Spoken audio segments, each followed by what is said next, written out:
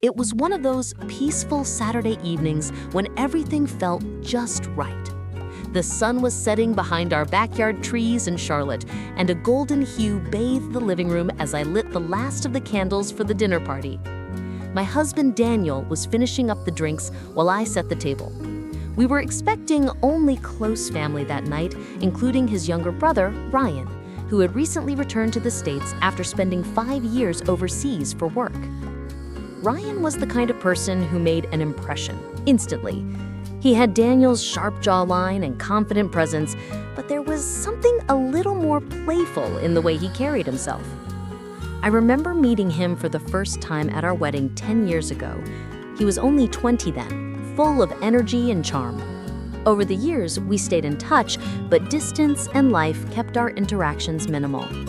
This night was special because Daniel hadn't seen Ryan in almost 2 years.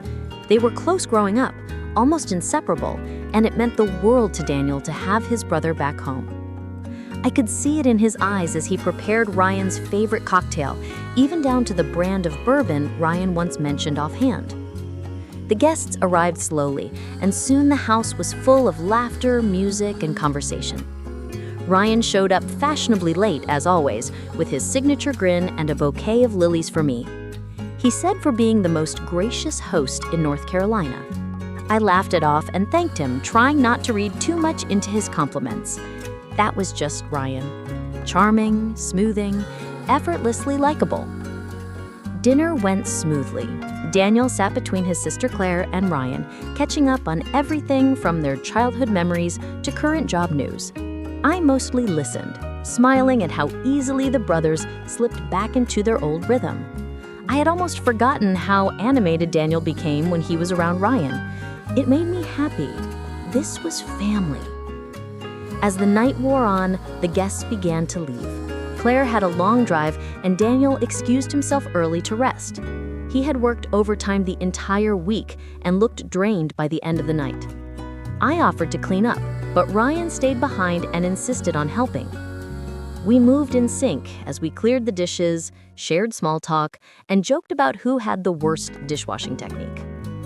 Then, as I reached for a towel to dry a plate, I noticed Ryan watching me, his gaze more intense than casual. "You've always been good at this," he said softly. "At doing dishes?" I teased, trying to lighten the sudden shift in the mood. "No," he said, still holding that serious look. "At making people feel at home, at ease. You've always had this warmth." I laughed nervously and turned back toward the sink. "Well, I try." He was quiet for a moment, then said something that made me pause mid-scrub. "Sarah, there's something I've wanted to say for a long time. I just never had the chance. Or maybe I never had the courage." I put the dish down slowly. "What is it?" He leaned against the counter, exhaled, and then said, "I've had feelings for you since the first time we met." The words hit like a wave. I stared at him, unsure whether I had heard him correctly. "Ryan, what are you saying?" He didn't look away. "I know it's wrong. I know you're married to my brother, but I can't keep pretending like I don't feel something every time I see you. And I think part of you might feel it too." My heart was pounding. It wasn't that I hadn't noticed Ryan's attention over the years, the way he smiled a second longer than necessary, the compliments that sometimes bordered on personal, but I always brushed them off. He was family, Daniel's brother. "Ryan, that's not fair," I said finally, keeping my voice calm. "You can't just say something like that. I love Daniel. He's your brother." "I know, and I'm not asking for anything," Ryan said quickly. I needed to be honest. I've held this in for so long, and being back here, seeing you again, it brought everything back." I stepped away and sat at the kitchen table, trying to collect my thoughts. Ryan followed, but kept a respectful distance. "I care about you, Ryan," I said, "but not in that way. What you're feeling might be nostalgia or admiration or something else, but acting on it or even entertaining it would only hurt everyone." He nodded, looking down at his hands. I'm sorry. I really didn't mean to make things uncomfortable. I just thought maybe you should know. Silence lingered between us. Then, after a deep breath, I stood up and said, let's just forget this happened for Daniel's sake, and for all of us. Ryan nodded again, more somber this time. Yeah, of course. The next few days were awkward. Ryan didn't come by, and when Daniel asked if something had happened, I said Ryan was probably just adjusting to being back home. I didn't want to come between them or burden Daniel with something that could break his heart. Weeks passed.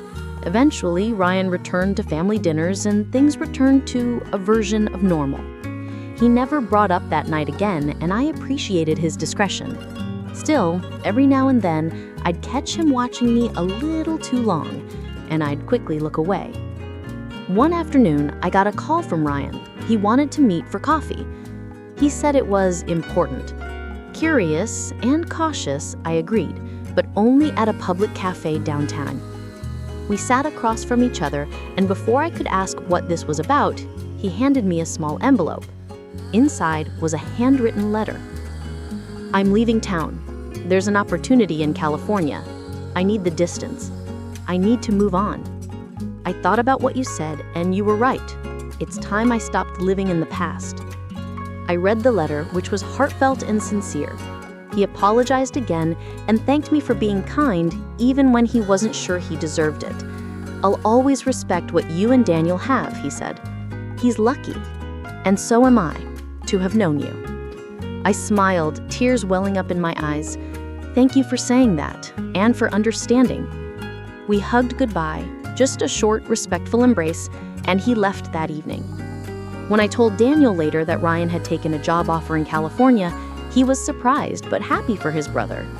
He didn't ask why Ryan left so suddenly, and I didn't offer any explanation. Some truths, I realized, were better kept quiet for the sake of love, loyalty, and peace. Months later, Daniel and I went on a vacation to Charleston, trying to reconnect after a long stretch of work stress. As we walked the cobbled streets and watched the waves roll onto the shore, I found myself grateful not just for my marriage, but for the strength to choose the right path when temptation knocked. Sometimes, the hardest decisions are the ones no one ever knows about. And sometimes, doing the right thing means letting go of what could have been for the sake of what already is. And in the end, I knew I made the right choice.